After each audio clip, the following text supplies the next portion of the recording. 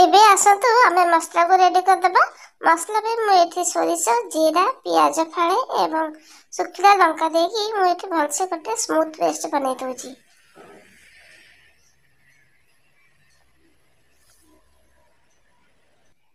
एबे देखंतु मु गोटे पैन बसै देची। पैन में मु एबे पियाज को गोटे भाजी दोची। मु पियाज को एठी हल्का गरम करबी। तापरे मु काजू देकी भलसे मु दुईटा को मिसेकी की भाजीबा। एठी मु देखंतु काजू देई दोची। कच्चा काजू को धोईकी मु फाळ कर रखितली। एठी मु पियाज पर देई दोची। एठी हमें भलसे पियाज एवं काजू को भलसे भाजी दबा। एबे देखंतु हमर काजू पियाज भी भलसे भाजी हे गलानी। मु जे मसला को पाटी के रखितली एठी देई दोची एवं गोटे टमाटर को भी बाटी रखितली ताकू भी एठी देई दोची। एठी मु लूण हल्दी पकेकी 5-10 मिनिट पे भलसे कसै दबा। कारण आमे मसला को आगुरु कसेने तो जदि भलसे कसा न हुए तो सदस्य जो स्मेल से आसबो तो खाइबो बिल्कुल भी भल लागबनी। तो देखंतु एठी मु भलसे ताकू कसै देइची। एबे देखंतु हमर भलसे कसा भी हे गलानी काजू एवं मसला को। एठी हमें पानी दे दबा।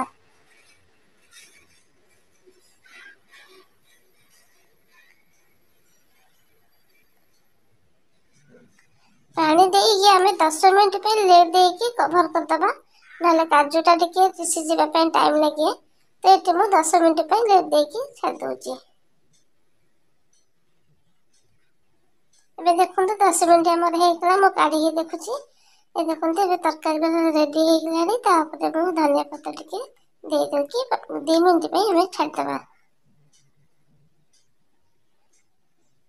एबे देखंतु हमर हे गलानी मु गोटे प्लेट को काढी दोची।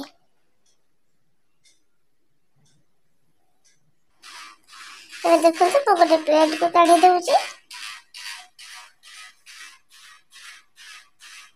आकु आपण माने भात रे किबा रोटी रे खाइ परिबे।